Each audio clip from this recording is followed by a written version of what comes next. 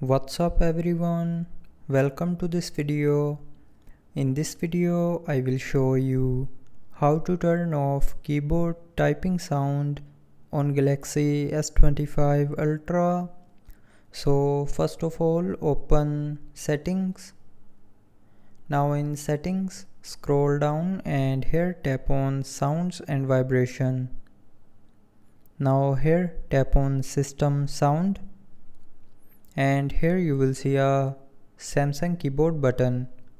So if you want to turn off keyboard typing sound, then turn off this button, and after turning off this button your keyboard will not make any sound when you are typing.